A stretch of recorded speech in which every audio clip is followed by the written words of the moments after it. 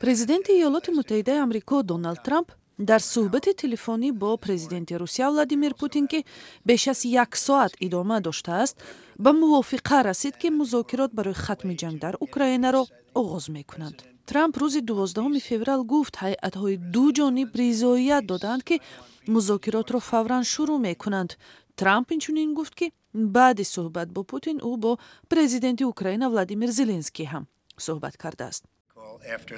ба фикрам мо дар роҳи сулҳ ҳастем. Президент Путин сулҳ мехоҳад, президент Зеленский мехоҳад сулҳ ҳукм фармо шавад. Ман ҳам ҷонибдори сулҳам. Ман мехоҳам куштори одамон поён ёбад.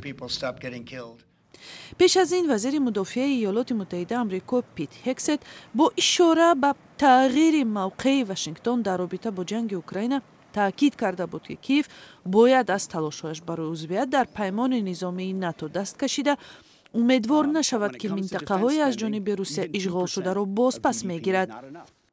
дар ҳамин ҳол рӯзи чоршанбе дар пойтахти Фаронса мақомдорони Иттиҳоди Аврупо ва вазирони умури хориҷии Фаронса, Бритониё, Олмон, Итолиё, Испания ва Полша бо вазири умури хориҷии Украина вохӯрда иброз доштанд, ки мавқеи Украина бояд таҳким ёбад ва дар ҳар гуна музокироти сулҳ Украина ва Аврупо бояд чун ҷониби гуфтушунид ҳузур дошта бошанд.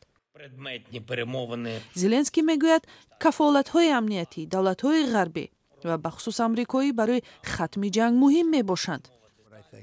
пешбинӣ мешавад, ки охири ҳафтаи равон Зеленский дар ҳошияи конфронсияи амниятии Мюнхени Олмон бо ноиб президенти иёлоти муттаҳидаи амрико Ҷей Ди Венс ва котиби давлатии ин кишвар Марко Рубио роҳҳои хатми ҷанги Украинаро баррасӣ кунад. Трамп тахмин кард, ки ба ҳамин зудиҳо дар Арабистони Саудӣ бо Путин дидору гуфтугӯ хоҳад дошт ва дар ин раванд шоҳзода Муҳаммад бин Салмон ҳам иштирок хоҳад кард. интизор дорам, ки Путин ба ин ҷо меояду ман ба кишвари вай сафар хоҳам кард. мо ҳамчунин тасмим дорем дар Арабистони Саудӣ вохӯрем.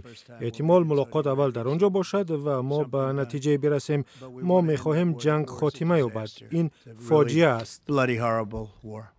расонаҳои давлатии Русия суҳбати Трампу Путинро ҳодисаи таърихӣ номиданд. сухангӯи Кремл Дмитрий Песков мегӯяд, дар суҳбати ду раҳбар мушкили Ховаримиёна, равобити дуҷониба, ҷанг дар Украина ва табодули маҳбусони миёни Вашингтону Москав баррасӣ шудааст.